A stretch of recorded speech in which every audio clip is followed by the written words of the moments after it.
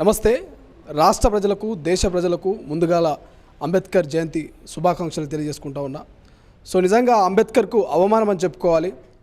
ఎందుకంటే ఇవాళ నేను గోషామాల్ పోలీస్ స్టేడియంలో ఉన్నా. దాదాపు 5 సంవత్సరాల కింద జరిగినటువంటి ఘటన. సో ఇంకా కూడా అంబేద్కర్ అవమానం నుంచి కోలుకోలేదు. అంబేద్కర్కు జరిగినటువంటి అవమానం ఇంకా పూర్తి స్థాయిలో న్యాయం జరగలేదు ఒక అంబేద్కర్కు. ఎందుకంటే డాక్టర్ బాబా సాహెబ్ అంబేద్కర్ రాజ్యాంగ నిర్మాత. సో రాజ్యాంగ నిర్మాతకు ఇంకా పూర్తి స్థాయిలో న్యాయం జరగలేదు. సో మీ అందరికీ తెలిసి ఉండొచ్చు, గత 5 ఏళ్ల కిందట 2019 సంవత్సరంలో ఏదైతే పంజాగుట్ట చౌరస్తాలో డాక్టర్ బిఆర్ అంబేద్కర్ విగ్రహం సంబంధించినటువంటి ఒక ఘటన జరిగింది. సో అందులో ప్రధానంగా కాంగ్రెస్ పార్టీ సీనియర్ నాయకులు, మాజీ ఎంపీ, మాజీ పీసీసీ అధ్యక్షులు వి హనుమంతరావు గారు ఆ ఘటనకు సంబంధించి కూడా ఆయనతో పాటు 18 మంది మీద కూడా కేసులు అవ్వడం జరిగింది. ఆ కేసులు ఇంకా కంటిన్యూ అవుతుంది. సో ఏదైతే ఆ పంజాగుట్లో జరిగినటువంటి ఘటన తర్వాత అక్కడ నుంచి విగ్రహాన్ని తీసుకొచ్చి గోషామాల్లో ఉన్నటువంటి ఒక స్టేడియం, పోలీస్ స్టేడియంలో పెట్టిరు. ఒక్కసారి చూసుకోవచ్చు. ఇవాళ దేశవ్యాప్తంగా, రాష్ట్ర వ్యాప్తంగా అంబేద్కర్ గారికి నివాళులు అర్పిస్తూ ఉన్నారు. ఈ నివాళుల సందర్భంగా అంగరంగ వైభవంగా కూడా ఆయన రాసినటువంటి ఆ యొక్క రాజ్యాంగం పట్ల ఇవాళ దేశం మొత్తం నడుస్తూ ఉంది. దేశ ప్రజలు, ముఖ్యంగా అట్టడుగు వర్గాలైనటువంటి బడుగు బలహీన వర్గాల అభ్యున్నతి కోసము, వాళ్ళ అభివృద్ధి కోసము, వాళ్ళ బతుకు కోసం రాసినటువంటి ఏదైతే రాజ్యాంగం ఉన్నదో ఆ రాజ్యాంగ నిర్మాత పరిస్థితి చూస్తే ఇవాళ నిజంగా దయనీయ పరిస్థితిలో ఉంది. సో ఈ వార్త కవర్ చేయాలన్నా కూడా ఒక రకంగా బాధ అనిపిస్తున్నది. ఎందుకంటే ఒక్కసారి అంబేద్కర్ను చూడండి, ఆ ఇసుకలో పడుకోబెట్టిరు. ఏదైతే గత 5 ఏళ్ల కిందట ఆ విగ్రహాన్ని తీసుకొచ్చి ఎట్లా పెట్టిరో, ఎట్లా ఉన్నటువంటి విగ్రహం అట్లనే ఉన్నది. సో ఇసుక మీద అంబేద్కర్ విగ్రహాన్ని పడుకోబెట్టిరు. కనీసం ఈ స్టేడియంలో ఈ యొక్క అంబేద్కర్ గారికి ఒక లైట్ ఏర్పాటు కూడా లేదు.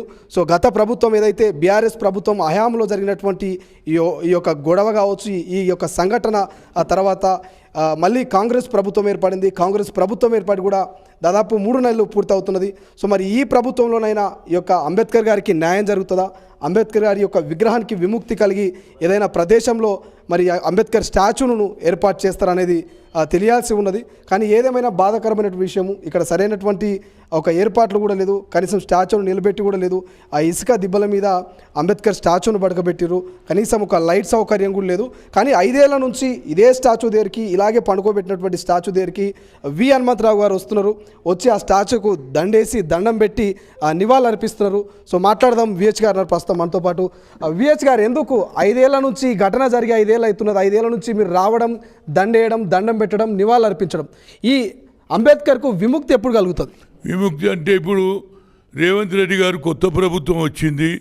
గత ప్రభుత్వం చేసిన అంబేద్కర్కి అన్యాయం మీదనే ఆనాడు 12 ఏప్రిల్ 2019లో పంజాగుట్ట దగ్గర పోలీస్ స్టేషన్ ఎదురుగానే రాజశేఖర రెడ్డి విగ్రహం ఉంటే అక్కడ జై భీమ్ కార్యకర్తలు మా దేవుని పెట్టుకుంటామని స్థలం ఉండే పెట్టుకున్నప్పుడు 12 నుంచి తెల్లారి వరకలు పెట్టారు విగ్రహం. మార్నింగ్ మున్సిపల్ కమిషనర్ ఆర్డర్ ప్రకారంగా దాన్ని కూలగొట్టడం జరిగింది. దాన్ని పీసెస్ చేశారు. ఆ తర్వాత మేము గొడవ చేస్తే 2 4th క్లాస్ ఎంప్లాయీస్ను సస్పెండ్ చేసినట్టే, తప్పు చేసినట్టే కదా. ఆ తర్వాత అది తెలుసుకున్నాక నేను పోయాను, ఆయనను అడిగాను, ఎవరిని కమిషనర్ సార్, నువ్వే కదన్నయ్యా బాబు, అంబేద్కర్ రాజ్యాంగం రాసింది కాబట్టి నువ్వు ఈ సీటు మీద కూర్చున్నావు. అవును సార్, నేను హెల్ప్లేస్తున్నా, గవర్నమెంట్ ఆర్డర్ నేనన్నా తప్పు చేసినావు.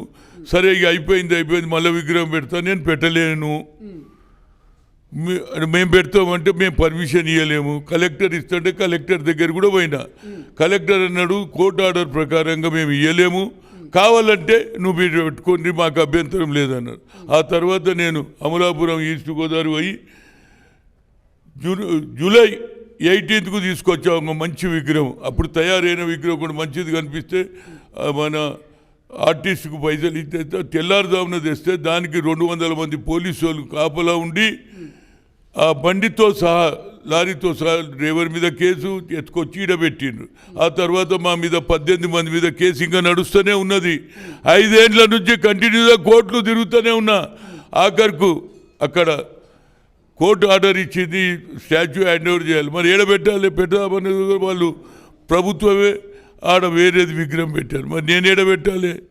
కనుక దీని మీద నా ఫైట్ ఉన్నది. పాతపట్నంలో 125 అడుగులు ఆయన పెట్టాడు. మరి పాతపట్నంలో కూడా జై భీమ్ కార్యకర్తలు ఉన్నారు కదా, ప్రేమించేటోళ్ళు ఉన్నారు కదా. అంతేందుకు ఎంఐఎం వాళ్ళు ఎప్పటికీ జై భీమ్ అంటారు, పార్లమెంట్లు అంటారు, పార్లమెంట్. అదేవిధంగా 2 సార్లు మేయర్ చేశారు.